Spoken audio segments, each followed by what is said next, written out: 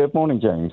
The reason why the media's silent on the matter at the moment. Well, it's not silent. It's not. I'm being a bit pedantic. It's not silent. I mean, we're in the middle of a conversation about it. The Financial Times carries an excellent op-ed today. Reuters has reported but yes, okay, that's the question that I'm asking. The issue, of course, is that the media is silent on the reality. They will talk about Gaza in an oh dearism sense, to quote Adam Curtis, right? They'll look at what's happening to Gaza, all of the dead children, the graveyard for children that United Nations has described Gaza as. They'll look at it and go, oh dear, isn't it sad?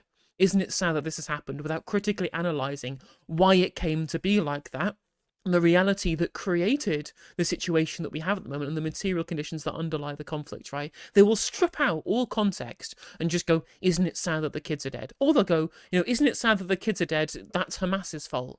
Because October the 7th is when history started, right? I was about to say, it goes further than just skimming the surface of it to the point where it's just active, not quite Hasbro propaganda, although sometimes it is certainly that as well. It's the running a sort of liberal defense of Israel constantly. So, for instance, if you go onto the show to talk, look on the BBC News to talk about Ukraine, you can absolutely say this was a terrible, horrible invasion by Vladimir Putin, and he's doing genocide against the people of eastern Ukraine. The host will not contest that point. They may ask you further, they may go into the discussion, but they're not going to go, the Kremlin would deny those claims. The Kremlin says it has a right to defend itself, right? Whereas for Israel, if you mention the G word at all, even if you say some people call it genocide or the ICJ called it plausibly genocide or whatever, right? They'll instantly say Israel denies that claim. Israel says it has the right to defend itself and is acting with inside human rights law. I'm sorry, are you stenographers for the fucking Israeli government or are you journalists? What's going on here? The leader of the free world yesterday called Schumer a Palestinian. That's a racist slur. No one talks about it. This is the leader of the free world, but put that to one side. I've got that clip actually. I'll dig it out for you just to enforce the point that you're making. It's an anti-Semitic slur as well as racist. It's because Schumer is Jewish. But I had to dig and dig and dig to finally get an actual news story. Yeah. I couldn't see it anywhere. Go on.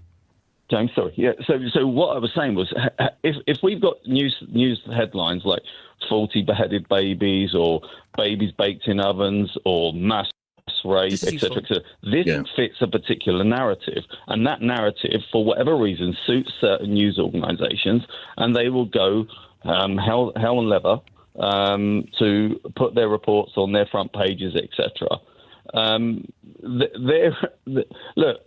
About a month after the war started, on the 7th of October, there was the former top military officer, I think it was General Aviv Kahavi. Right. I'm not sure if I'm pronouncing that correctly. Literally went on the news rounds to the BBC, to The Guardian, to all these editors, to the Financial Times, to Sky News, met with David Lammy on a news tour. Basically, why?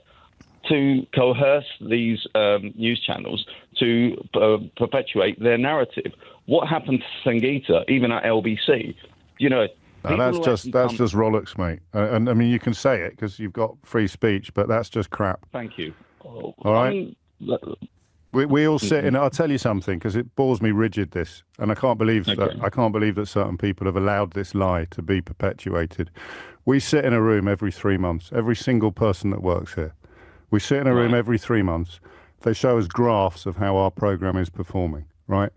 Everybody knows when someone's vulnerable. And it's not the graph of what audience you inherit when you come on air. It's a graph of how your audience falls or rises during the duration of your program. Every single person in this building sits in that room and watches a graph for every single program every 3 months, all right? I want to get off topic. No, you said it. You can't backtrack now, mate. You have decided to believe something that isn't true, and the only person that can prove to you that it isn't true has decided to stay silent and allow people like you to believe slurs and anti-Semitic conspiracy theories about her former colleagues. So, what? For God's Anti-Semitic? Oh, God. I mean, at the very least, you could say that it was like anti-Israel, right? The people were kind of they were being conspiratorially anti-Israel and trying to claim that LBC were being like bribed or blackmailed by Israeli officials to do it, rather than just being people who manufacture consent and who are bought into a certain narrative themselves, who are institutionally captured over the things they will and won't allow on their airwaves, right? That's the problem, is that liberals fundamentally don't understand the concept of manufacturing consent, because they think that it's willful. They think political action has to be willful rather than systemic or subconscious, in that people won't just fire people or tell people what's right, but they will hire people who have certain viewpoints and will quietly let them go if that undermines what they believe to be their ideological positioning with regards to where their media organization is. But they think when you say manufacturing consent, they think you mean cabal of people controlling what everybody thinks, which isn't the same thing. Exactly. It's not the sneaky tribe of people doing the evil thing, parentheses. It's that, we know that on both sides of the Atlantic, people have been fired for being too pro-Palestine. That's absolutely fucking undeniable. Media figures have lost their jobs for that. And secondly, it's that there are pressures, perceived or real or otherwise, that if you have a certain set of viewpoints that will be detrimental to, say, advertising or something like that people won't want to advertise with your channel. And so there is an inherent, like you say, a kind of manufacturing of consent filter that filters out certain viewpoints based on their perceived saleability.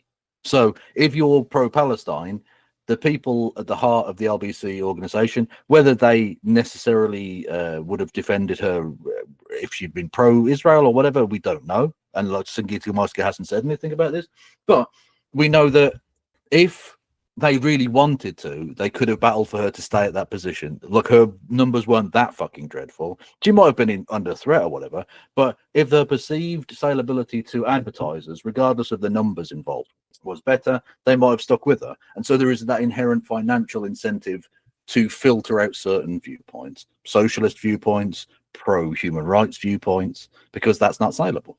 I mean, it'll be interesting to see what the actual statistics were. Like, nobody from LBC has published this, right? They're so concerned about people perpetuating what they believe to be an untruth about why she was letting go of, right? They're also allowing these rumors to spread by not debunking them, by showing people the analytics. She seems to be very popular in terms of the viewpoints that she espouses on like social media. I can't believe these people wouldn't have listened to her at the same time in LBC. But unless they come out and say something, all anybody has is speculation. But the actual main thrust of this caller's comment, which is that Avi Kohavi went around and spoke to Kath Viner and people at the BBC to push a Hasbro narrative, is 100% true. We know it from Freedom of Information Act. Yeah, absolutely. Yeah. Again, the idea that the Israeli government, through its various guises and various streams of support in Western media and Western cultural outlets, isn't putting pressure on organizations when we know. I mean, literally, look what happened to the BBC last week. They managed to get a fucking documentary pulled from the BBC. And now even the National Television Award thing have gotten rid of there's some fucking award that's been pulled because of that as well. The Israeli lobby have put pressure on the national broadcaster to affect its editorial standards. That's a thing that happened. And that was in the open. That's not some fucking conspiratorial behind the scenes shit. They literally did a massive protest outside fucking Broadcasting House. That was on the street that they're doing this. So the idea that it's anti-Semitic conspiracy theory to suggest, fuck off, man. And again, this is what I mean, this liberal defense of Israeli bullshit. Anti-Semitic slur or anything. Yes, you are. You're claiming that someone has been censored or silenced when they haven't. But that's not anti-Semitic. Yeah, that's not anti-Semitic. That's not anti-Semitic at all. Because as far as I'm aware, she didn't make any anti-Jewish remarks. She made anti-Israeli remarks, or at least pro-Palestinian remarks. And it was perceived that those got her fired.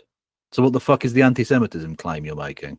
Yeah, you can call it conspiratorial. You can call it conspiratorial all you want, but to claim that somebody's opposition to the actions of the nation state of Israel is anything to do with the ethnic makeup of that country is completely nonsense. Yeah. Like, I know this is sort of the port of call for right-wing Labourite scum, but you can't just accuse everyone you don't like of doing an anti-Semitism. It's ridiculous. It doesn't wash. Semitic. How's that anti-Semitic? That in itself is what's wrong with everything. Okay, mate. I am setting the record straight on something, okay? And the idea that somebody would be silenced for being critical of Israel during a phone-in that is heavily critical of Israel is palpably absurd. You can dispute the fact that it's anti-Semitic. That's my opinion. And that is my freedom of speech that I am exercising, just as you are exercising yours. But if you choose to come on this program and tell lies about every single one of my colleagues, I will push back. No, not every one of your colleagues. You don't need a fucking capture of establishments is not about getting every single person. It's about getting people in the right positions, because that would be inefficient to try and take over literally every employee of the BBC. So instead, you take over the BBC board. You get enough people on the BBC board that you can then vote to get rid of documentary you don't like, or put pressure on editors to do so. You only need a dozen powerful people in an organisation like the BBC, and you can really have an impact, because it filters down the chain of command. Because if you don't follow what they say, you can be fired, or moved to a different department, or demoted, or your contract isn't renewed. Okay, and that is what you were doing. I sympathise with you, because the lies have been deliberately allowed to fester by somebody who can only answer for their own conduct. But it is lies, okay? James. And if you want to come on this programme again, you are more than welcome. Thank you, James. So now back to the subject in hand. Thank you. James, what I was saying was there was a concerted effort by people within the Israeli government to go out to news organisations. That's not anti-Semitic. That's fact. Yeah, no, of course it is. And I've said the name. They went round. They did literally a news round. Why? Just definitely not the LBC, because I'm a company man. It's true that they did it elsewhere, but here, no, we are immune to the Israeli tricks or something. What's your argument here, James? On news channels, even entertainment, you guys should be completely independent. We just want the truth, like you just said. Fine, if you've put me straight on the Sangita story, then that's fine. I shouldn't really have had to. It shouldn't have fallen to me to do that. If it was me in that position, I'd have done it myself. I wouldn't have waited for somebody else to have to do it on the station. But that falls to me, and I accept most of what you say. So what you haven't addressed is the question of why it has now stopped. What I'm saying is that there is an immense pressure put on news organisations to follow a particular narrative. No, but there isn't. You see, no, that there genuinely isn't. I didn't want to talk about this today for emotional reasons. So hang on. So you admit that the Israeli government have tried to pressure media organisations, but what are they pressuring them to do if not take a certain stance on things? Pressuring them to, dress in certain colours? What are you talking about? Do you think they're fucking pressuring them to do, James, to agree with the Israeli line on things? It's to do that thing that I said of purposefully couching everything in Israel has a right to defend herself. Apparently Sangita tweeted out last year that her views were up 12.5%, an average of 52k viewers.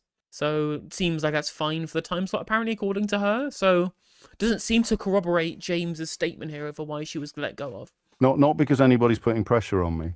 And I think if I were a supporter of Benjamin Netanyahu, I wouldn't want to I wouldn't want to talk about it for reasons of.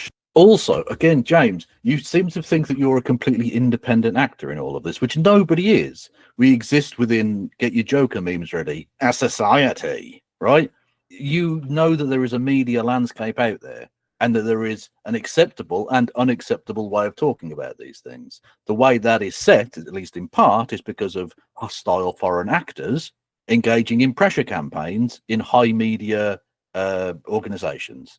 So even though you are critical of Israel, you are critical of them within a narrow set of acceptable critical levels, in a way that you might not otherwise be if you were allowed the kind of clout leverage to be able to do so, if you weren't to lose lots of advertisers for criticizing Israel in a way that you might otherwise want to, or be pressured into not doing. And also on top of this, even if you forget the idea of being pressured on what you do or don't say, who is selected to be the voice on the programme to start with is also part of manufactured consent. It goes back to the Chomsky interview with Andrew Marr, where he says, I don't think you're self-censoring. I think you believe that you believe everything you say, right? Yeah. But if you believed anything else, you wouldn't be sitting where you're sitting, right? James has been selected because he doesn't challenge power. He doesn't challenge, to at least a large extent, established power and material interests, right? He's allowed to have this platform and is employed continually because he is weak source at challenging established power. And that is the point. Yeah. Hey there, if you enjoyed the video, make sure that you like and leave a comment. That helps the video out in the algorithm. If you subscribe and ring the bell, it'll let you know when I go live. I stream every day on YouTube and Twitch. You can also follow all of my socials down in the description. And if you want to support me in a more financial manner, there's a join button for membership to just 99p to be a member on YouTube, as well as a Patreon, and there's some merch there as well. And hopefully I'll catch you on the next video. Take care.